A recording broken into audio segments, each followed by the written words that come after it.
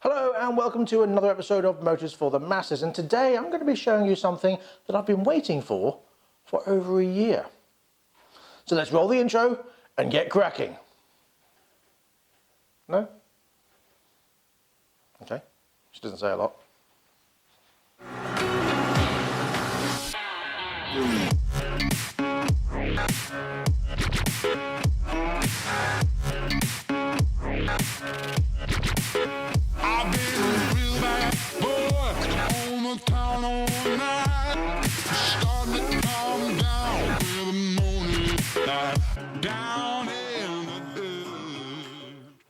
Ever since I got my FB Mondial HPS 125 back in late 2016 or 2017, whenever it was, I absolutely loved the look and feel and ride and everything about it, to be honest. In fact, here's a reminder of what it was back then and what it looks like now.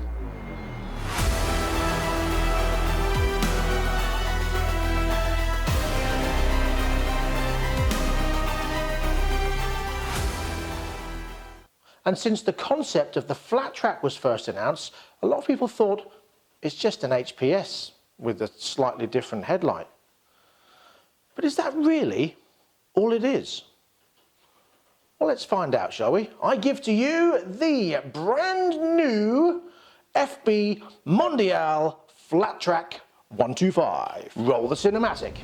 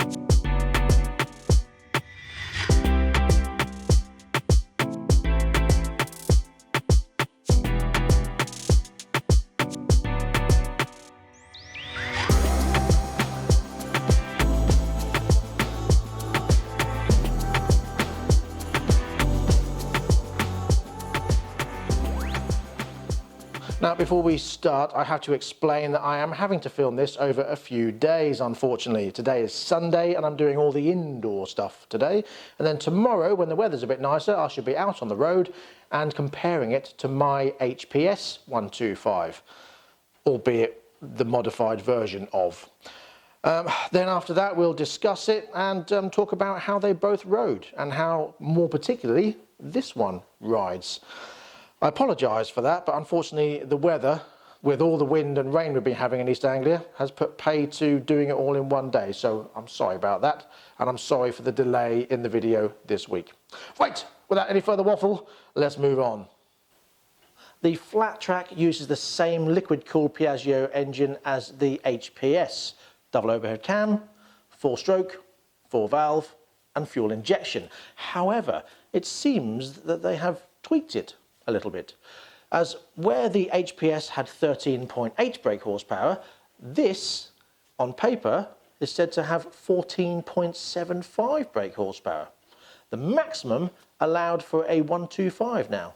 Therefore it develops 7.5 pounds-foot of torque and is helped along nicely with a 6-speed gearbox, just like the HPS has.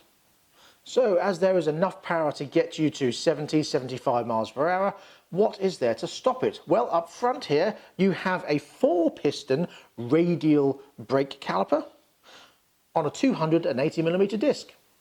And on the rear, a 220mm disc with a single piston caliper. Here then lies another difference to the HPS. The Flat Track has 19-inch wheels front and rear, with a 130 CST tyre on the back and a 120 CST tyre on the front. And the pattern is very reminiscent of that on the MASH dirt track series, pictured here.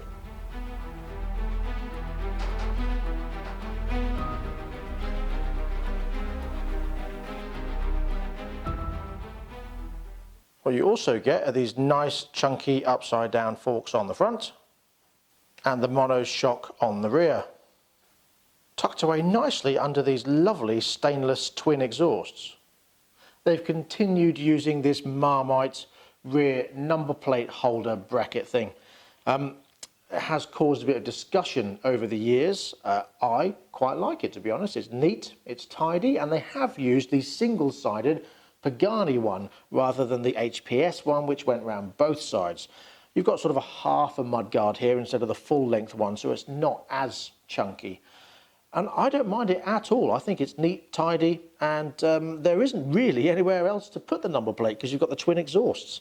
And this bit, so you can't really do it. In Europe, of course, and in other countries where they've got tiny little number plates, it's fine because they can put a tail tidy on here and have it sitting down here. But in the UK, we have massive ones and we can't really change that. So that'll stick out here and then your L plate will come down here somewhat. But there you go. We can't change that law, can we? When I first saw this bike, my initial thought was, I think I like it. And the more I look at it, the more I do. I think my initial thought was because of these massive 19-inch wheels. But it does give it that flat track look. Funny that. What do you think? No? Still not talking to me? Okay. That's happened before. So yeah, I really do like the look. I really do. The more I look at it, the more I find that I like about it. I really do like it. I like the height of it. I like the look of it. I like the whole concept of it. And the wheels are growing on me. I do like it. I really do. It's very pretty. Very Italiano. I also really like this alloy plate on here and this number board. Although for me, I wish they would have provided numbers rather than a black sticker on there. Leave that sticker off. Just put a red stripe down the bottom of this number board and provide a number pack so people could choose their own number. For me, of course, it would be number 22. So I would have the 2 on there, like so, and I could put my own numbers on and make it individual for me. And maybe it's just a little bit something special that they could do for each individual rider. You know, just a thought. So get rid of that sticker altogether, provide some numbers and just put a red stripe down there. Just my 2 pence anyway. Now this seat is also the same. They've used the same seat, but this is now part of it. So when you undo the seat and take that off, it all comes as one piece. I like that. I've always liked this seat. It's very nice, very comfortable. You've got a nice little bit in there as well now, and this plastic bit on the back. And that brings us neatly onto the battery, which they have moved. The battery used to be under the tank on the HPS, and that was unbelievably annoying. They've now moved it back here. Very convenient, but we did have a little issue. And I shall now pass you back to what we did before I started this video, so you can see the issues we had. So, whilst this is off, I'm just going to show you exactly what we had to do to get this bike at least started or switched on. Now, initially, these wires were all routed down here, and in front of this master cylinder. So, we had to undo the master cylinder, push it out of the way, lift the wires up, so we get another about 1.5 inch space. Unfortunately, that wasn't enough, as you can see here. This is the negative. That was routed up here, and the positive was routed here. It was about 1.5 inches too short. The battery they provided with the bike was a TX7 ABS, with the negative down here, not the positive, and the positive up here, not the negative. We looked for another battery. We tried turning it round and stretching it a little bit, hoping that 1.5 inches would make it go over, but it didn't. So we looked for another battery where the terminals were the other way around, and we haven't got one and couldn't find one compatible for the height we wanted. So, as a temporary fix, we've extended the positive. Now, do not try this at home. This is only for the benefit of this video. We will have to go back to MotoGB and ask them what they're going to do about it, and find another battery the same size as this and provide that for this bike, and not a TX7 ABS. However, it seems you would still have to reroute these wires up here and not down there, and they are cable tied to this bar. So you'd have to unclip those, move the wires up just to be able to make sure that positive will reach this terminal. Either that or a shorter battery. Be interesting to know which battery they used to test this with when they first built the bike. However, whilst Jamie is putting this bike back together, and he's thankfully come down to help me out on his day off, I much appreciate that. It's my day off as well, by the way, but we'll go into that later. So yeah, regardless of all this, the customer will not have to worry about it, because this is something the dealer will have to deal with. And hopefully, once we take this back to MotoGP, they'll get these wires rerouted, or they'll sort the battery issue out or the wire issue out. So by the time it comes to the dealer, it'll be an easier job. And as I say, the customer won't have to worry about it, because it's the dealer that's going to have to do it to get the bike ready for you. So it's not really an off-putting thing, it's just something that's slightly annoying for me and him. Anyway, that's enough of that, back to the positivity.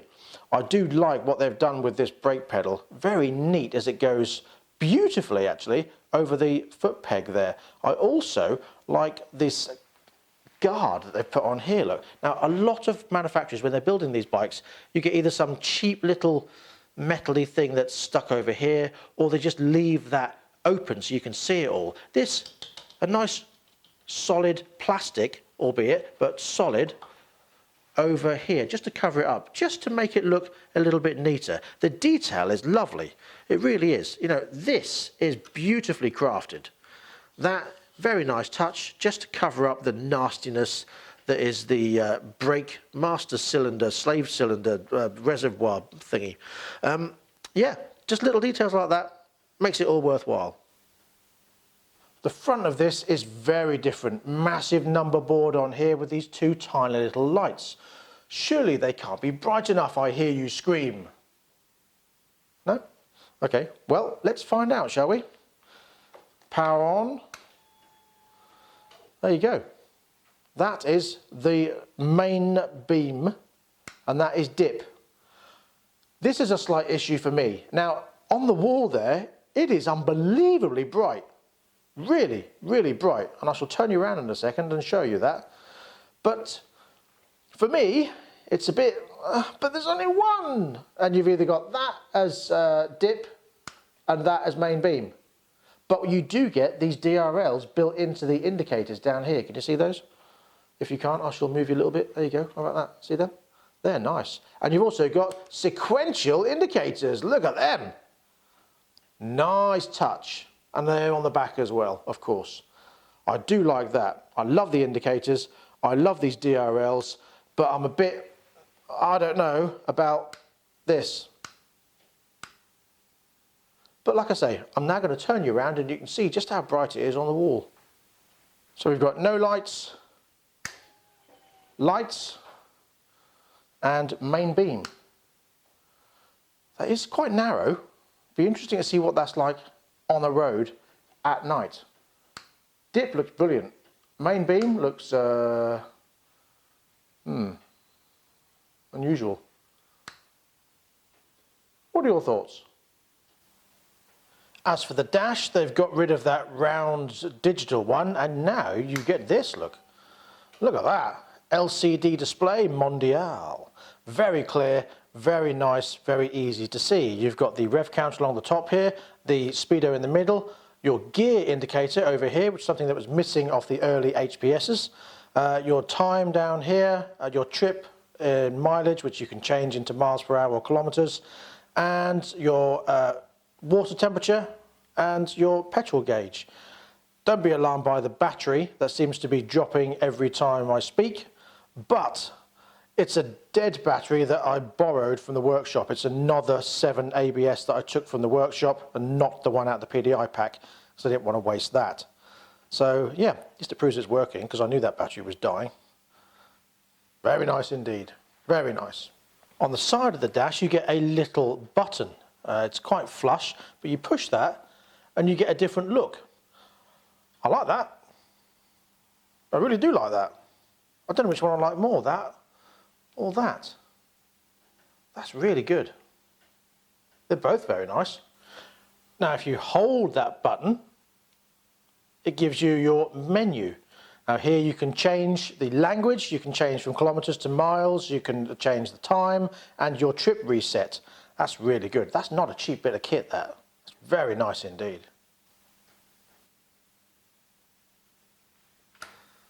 So then, let's take this bike out on the road and see what it rides like, shall we?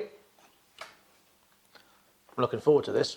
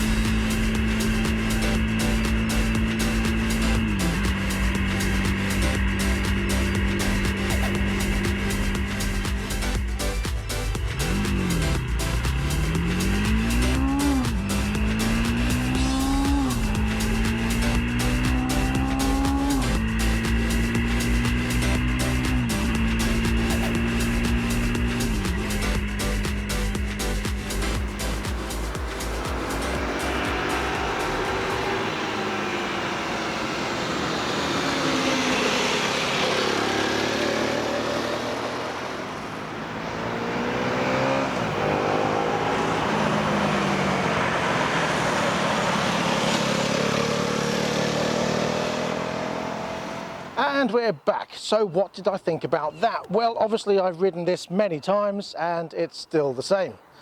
It still has the issue because it cuts out when it feels like it. But I do have a new diagnostic system to plug into this, so now we can hopefully clear that light. However, the more important thing was, how was that? Well, I have to say it's a very different ride, very different indeed. You're a lot higher, and obviously the bars are wider and more angled out towards the road rather than in like this one. And I have to say, I prefer the position of that. It does feel like you're riding a scrambler, and it's not too dissimilar to riding something like the Sim NHX or the NHT. You are perched more on top, a cross between that and the Bullet Hero, I would say. It's very Scrambler-esque, very dirt tracky.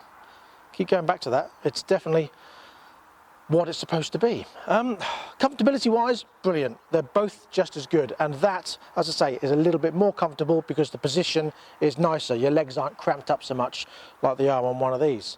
The dash, unbelievably clear, but I don't know if you saw in that video there was an issue with the dash. It seemed to flit as you were going up through the speeds. It flitted between 45 and then half that speed as it was going up, so like 20, 25, 30, 35, not that it goes up in 5 increments, but just as an example, 20, 25, 30, 35, 17, 40, 20. Like it flits halfway, like it's missing one of the sensors. Now, it's not a traditional speedo drive like a lot of bikes. It has a sensor on the back wheel here, that little thing there, and it picks up off the 3 bolts on the brake disc. As it goes round, it sort of registers what speed it's doing and it sends that back to the speedo. And it's obviously having an issue with picking up on one of them. Now, it seems to be, we've had a look at it and we've spoken to MotoGP, it seems that possibly there's an issue with the length of this spacer here, so it's not picking up off the bolts properly. However, we have looked at it and we've shaved it down and we seem to have solved the issue, hopefully. Just got to go out another test ride. Initially up and down it seems absolutely fine, but another test ride should reveal more. It's not a massive issue. And it did seem to get better as I was riding it. When I first rode it, it was terrible. It was flip, flip, flip, flip, flip, flip, flip, and then when I stopped and changed camera angles, next time it was better, and then coming back it was better, and then it only did it once on the last mile. So it seems to be improving. But anyway, I don't think it's a massive issue. The ride itself, it sounds exactly the same as that. These exhausts have just replaced the 2 shotgun exhausts, and that's it as far as looks are concerned. Sound-wise, it's exactly the same. Ride-wise, as I say, it's different. Gear change, just the same. They haven't really changed much in that. The big thing, as I say, is the dash. This dash, I never really liked. This one is fantastic, really clear. And these mirrors, brilliant. You don't have to keep doing this all the time to have a look. I mean, I did initially, but that's only because I hadn't angled it properly. And this does need to be tilted back slightly, but that's just because of the way we put it together. Nothing major. Other than that, the ride is superb. The handling is lovely. These tyres are brilliant. Now, these are very similar to the, as I say, the dirt track tyres on the MASH. They had no issues on the road at all either. And this seems to hold the road superbly. Really good grip on those tyres, really nice position. As I say, what I like most about this is the way it rides. It does ride absolutely beautifully. You can feel as well, and I didn't thrash it, bearing in mind it's a new bike, you can feel that there is plenty of poke to be had. Now this will get up to 70 and just beyond. So I see no issues whatsoever with this getting up to 70 and beyond. I didn't want to push it because it's new. Please bear in mind, of course, that I have modified this. Obviously, the standard mirrors come out here like this. It doesn't have the sequential indicators like I've put on here. It doesn't come in this paint job. Obviously the tyres are more cross-tracky type tyres, whereas these I've put road tyres on and gone a lot bigger than standard. The 19-inch wheels on here work really well. As I say, I don't see any issues whatsoever with this. Very, very pleased with the way it rides, very pleased with how comfortable it is, very pleased with how clear the dash is, and hopefully we've now sorted out that issue, so there'll be no problems with seeing what speed you do. All the switch gears are very easy to use. They're very simple. You know, there's nothing technical on there whatsoever. You've got simple switch gears. Everything works as it should do. Mirrors, as I say, really, really nice to see out of. Much better than the standard ones you get on there, because with that you're looking round past your elbows, but not on this at all. Love these grips. They've got a really nice off-road feel to them. Very grippy, very nice indeed. The width of the handlebar is perfect. And I have to say, getting off this and onto that, you then feel cramped on that. The other way around, it just feels as though you're getting on a much bigger bike. Now, I also want to point out at this stage that the issue with the battery has been solved. Now, the reason why we didn't come up with a solution is because, well, let me just show you. Basically, if speaking to MotoGB, they said the battery is supposed to lay down. And I said, but it's an acid battery. Can you lay them down? And even they didn't think you could lay them down, but they've spoken to the factory and they have definitely said that the battery is supposed to be laid down. Once it's sealed, it'll never come out. So, there you go. It's in the right way. It's in with the correct bits on the correct terminal. We've got rid of that extension we did, and it's in, and it works, and it fits. So yes, the battery is supposed to lay down. Problem solved. There you go. I didn't know you could lay down a lead acid battery, did you? Let me know in the comment section below. Do you care? It works. Deal with it. Right. I don't really have much else to say about this. I am very pleased with it. Very pleased indeed. I like the... Sorry for the interruption there. People just don't know when to shut up, do they? May I carry on? Thank you kindly. Anyone think they'd be working all day? Right, so yes, I don't have any issues with it at all. I'm very pleased with the way it rides, really pleased with the way it looks. I think it looks superb. And apart from the niggly little bits like that dash, and this we had to sort out, the battery is no longer an issue because that was just us being, what? So that's all solved. So the only real issue is that tiny little thing with the speedo flitting as you're going up through the speed, flitting between half of what it says. But hopefully we've solved that issue now. So there you go, a problem-free bike. And that's all I have to say on the matter. If you have one of these, let us know your thoughts in the comment section below. And out of the two, bearing in mind this is the Golf Special Edition that is all mine, which one do you prefer? This or this? Forget the colours, the looks. Which one do you think looks better? I do just want to point out that the Golf version is something I've sprayed or I've had sprayed. You can't get it like that. So don't ask, because it's not available. I also, at this point, just want to apologise for none of the cinematic stuff I usually do on the road. As you know, I've been filming this over 2 or 3 days, mostly due to the weather issues. And unfortunately, I haven't had the time to go out and do loads of cinematic stuff, because I still have to run a business at the same time. So I do apologise that the cinematics have suffered slightly. You probably really don't care that much, you just want to know what the bike is like, and I've done a little bit. So, hope you're happy with that. Look, you can't keep ignoring me all day, you have to talk to me at some point. Hello? Hello? What are you even looking at? You asked to be more included in these videos. You said you even came dressed for the occasion. You said, please include me more in your videos. I'm just sat at home doing nothing all day and I'm trying to include you, and look, you just stand there, wooden, hardly moving at all. Look at, what are you even looking at? Oh, hello. Anyway, yes, so, what did you think of that? Quite a bit different, I'd thought. Come on, get involved. More to the point, it's taller. And no, okay, it's wider and shorter. Same sort of thing. In actual fact, it is quite a bit bigger, mostly due to the seat height, which is 846 millimeters over the HPS's 785 millimeters, and you do feel you're more perched on top of it. The HPS possibly felt a little bit too small for me, but this feels just about right. You are that much higher, and the bars, instead of being flat drag bars that are curved, you've got this little rise in them as well. Bit scramblery, bit flat tracky. Back to that obvious point again. And it feels really nice as a concept. Overall, the bike is about 10 centimeters larger, 2.1 meters long, although the wheelbase is 10 millimeters shorter than the HPS. Width-wise, 798 millimeters, and height 1.1. Weight, it is 10 kilos heavier than the HPS at 140 kilos, and you've got a 9.5 litre fuel tank. But don't forget, this is actually just a cover. The tank is this plastic tub underneath here. So it only holds 9.5 litres because it's not as big as it looks. But that was the same on the HPS. So that hasn't changed. Never mind.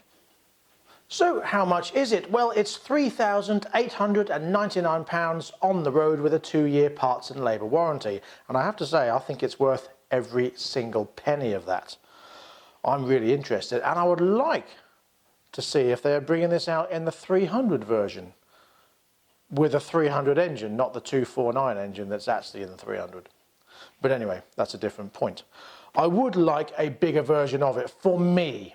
As a 125 and as a learner bike, this is awesome. I think you will have oodles of fun and it will do every job you want it to do. Unless, of course, you want to climb a mountain and you're carrying a tent, then that might be a bit difficult. But other than that, I think this is a fantastic bike to own. Brilliant. I love everything about it. Everything, to be honest. Apart from that battery bit, sort that out. Other than that, superb. And that brings us to the end of this episode of Motors for the Masses. Thank you very much for joining me. I'll be back next time with Malcolm or Jamie. I said that last time and they're still not here. Sorry about that. But it's Sunday. And I can't expect them to work on a Sunday. Although Jamie did come down and help me out, so I am grateful for that. But yes, so if you have any comments, please leave them in the comments section below. Let us know what your thoughts are. Have you got one of these on order? Oh, I didn't tell you about the colours, did I? It comes in either matte black, red and white, or yellow and white. And yellow seems to be the most popular because that's the one they sold out of very quickly. It doesn't, however, come in the blue and silver that they painted as the concept version, like they did with the Pagani. I think the blue and silver would have gone very well, and it did look pretty nice in that, although I do like this black and red. That works for me. So yeah, sorry about that. So yes, please come back next time. If you have any comments, please leave them in the comment section below. If you want to follow us, please click like, subscribe and share, and click our Patreon if you want to support this channel, or visit our Facebook shop for any merchandise. And that is all I have to say on this matter. Do you have anything to say? No, didn't think so. So until next time, please ride and drive carefully. Oh, come on. But have fun. Bye-bye. Look, I'll give up with you. I've tried. Look, I'm sorry I shouted. Please forgive me. Please, just talk to me. Just say something. Oh, for God's sake, woman.